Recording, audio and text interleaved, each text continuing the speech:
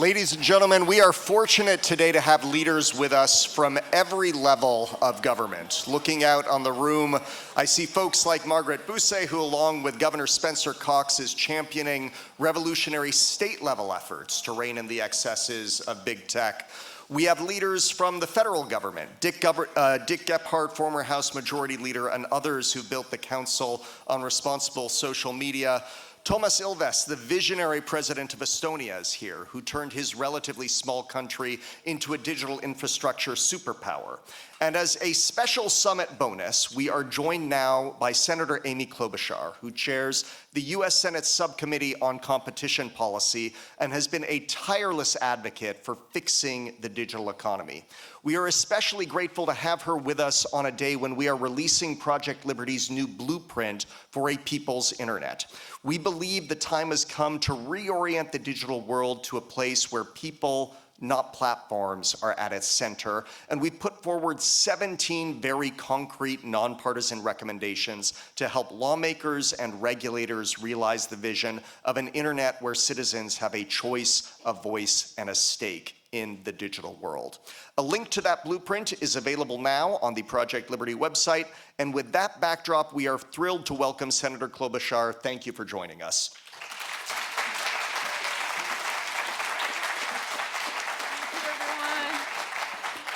Well, thank you. 17 recommendations. I'm very excited.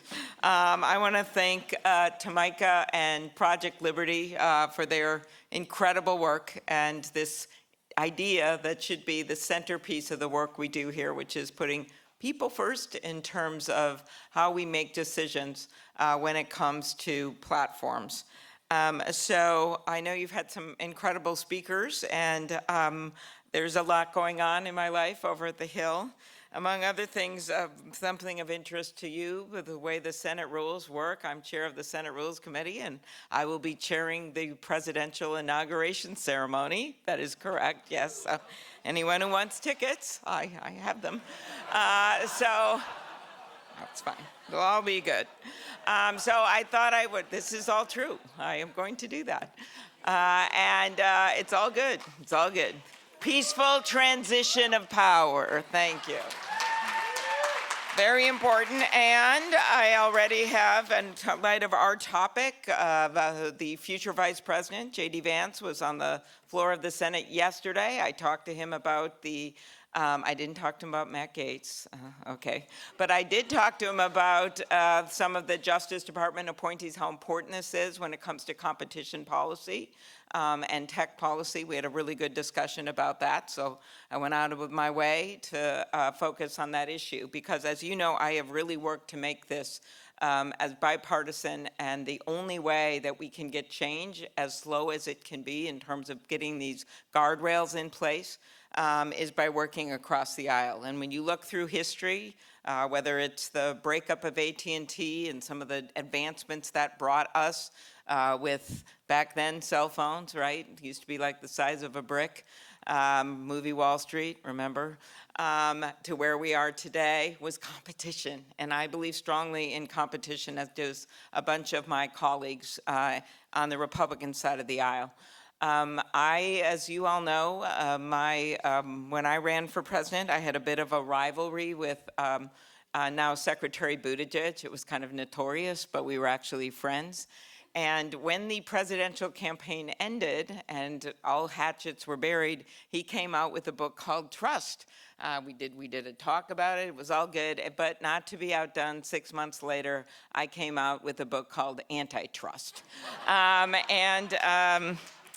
I had actually been working on it before that, and it really allowed me to look back at our history of our country and how way back to the Founding Fathers' days that this idea of competition and not be beholden to a tea company monopoly owned in Great Britain was actually one of the reasons we had the Boston Tea Party, and that there was this, the people that came to our country came for religious liberty, for freedom of expression, but they also came for economic liberty. And that's why I love the name of this group. So you cannot, if you believe in economic liberty, just have everything controlled by a few giant companies and then think that everything is going to work out just fine. You have to actually have laws that work, and this is not to say that I don't love some of these products. I do. I use them all the time. But it's to say that we need some rules of the road to protect people.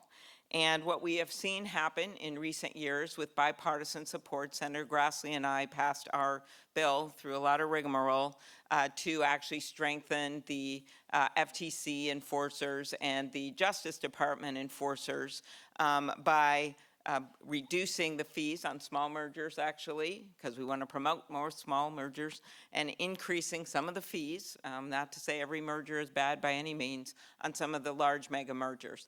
That gives us the funds to be able to better fund the antitrust enforcers. And so out of that, you've seen cases that developed actually during the Trump administration, FTC case on Facebook, the Justice Department case on Google, and you see these cases, of course, under Jonathan Cantor and Lena Khan's leadership. You've seen these cases continued and expanded. And so that is the topic of my discussion with the incoming administration, that it's really important that that continues. So what else is at stake? Online privacy. I think we all know that that has been a disappointment that we don't have a federal online privacy bill or any federal rules in place on how to control data. I do find it ironic that a lot of the companies now want federal rules. I'm glad they do. Okay, good. But for years they battled them, and so this kind of gets us to AI. If you battle any rules that can work on the federal level for our entire nation, you're going to get what? A patchwork of laws. And that's what's happening on the privacy front. But put the past behind us. I'm very good at doing this today, okay? Past behind us. Put the past behind us, and then you look at how can we go forward. And we clearly need federal privacy laws. It's going to be interesting now on the Commerce Committee, on which I serve. I'm one of the highest ranking Democrats. Senator Cantwell put out, as you know, this last year, a proposal with Kathy McMorris Rogers. By the way, if you want bipartisanship, my former chief of staff is married to her former chief of staff. True story. And we're still very close to both of them. I was just on the phone with mine, and I was proud to support that bill. And I just think that we're going to have to try to find some meeting of the minds when it comes to these privacy laws. Too many Americans now have seen the consequences of not having federal privacy laws in place, and a person living in one state shouldn't have less privacy than someone living in another state. What do I think we need to do? Well, as you know, we did some work on children's privacy coming out of Judiciary and Commerce. I'd like to get those things done. We have passed some of these bills in the Senate. It would be a great way to the end of the year if they get included in some kind of larger package. If they don't, we've got to make this a top priority. Senator Cruz, who will be leading the Commerce Committee, he and I have worked together on a number of bills, including one involving our news organizations, which is actually led by Senator Kennedy. And Senator Cruz now is supporting that legislation. It allows for baseball arbitration for paying for content. I just had to include the word throttle, but we were able to get that bill negotiated with Senator Cruz. Just a tip for anyone that wants to negotiate. We also have an online bill that he and I believe, are going to get through the Senate in the next week. So he's going to have this obligation, I believe, to try to get this privacy legislation done, and he does have an interest in it. Last thing is just artificial intelligence. And for me, we just cannot make the same mistake that we've made in other areas. We need to get ahead of this. I think it was David Brooks, the New York Times columnist, who said, the people in AI seem to be experiencing radically different brain states all at once. I found it incredibly hard to write about AI, he said, because it is literally unknowable whether this technology is leading us to heaven or hell. So we want it to lead us to heaven. I've had a long day.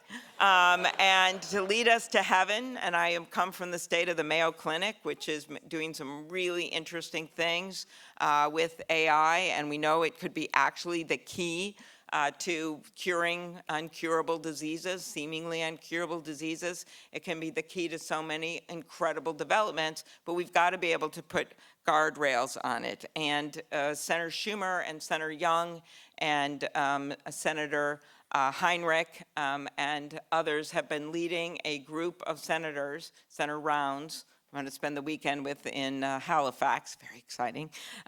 We are trying to put together a package of AI bills. Some of them have passed through the Commerce Committee already.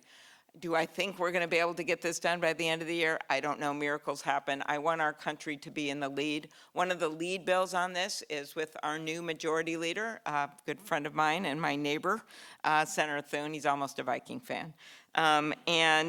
That bill, as some of you may be familiar, sets some standards for non-defense uses of AI, for the high-impact uses, and then kind of a different standard for ones that aren't high impact. You should look at that bill. We actually passed it through the Commerce Committee and along with a number of others. And I just think we need, and it involves NIST and getting standards set and making it clear where those standards are set. I just think the minimum we can do is those kinds of things to get this moving. My last obsession, of course, is AI and democracy. We saw some of this going on, and to me, I think it's just the tip of the iceberg of what we're going to see. And we've seen it in other countries as well, and some countries are moving at this. It's going to be one of the subjects of discussion at this Halifax Security Conference this weekend that I'm attending. And we have got to get our act together when it comes to political ads. We saw some of this in one governor's race where people digitally altered signs of the opponent and put signs in their hands that said no gas stoves that were made up. I had the same thing happen to me after we had 3 police officers killed in Minnesota. It was an unbelievable tragedy. And the next day, pictures of me at a rally that were real from 2 years before where no one had one sign and someone had digitally altered and put defund the police signs in their hands. I am actually the lead on the funding of the police in the cops bill and have been strongly opposed to defunding the police. I will say the platforms immediately, about within 24 hours, put digitally altered content and eventually came down.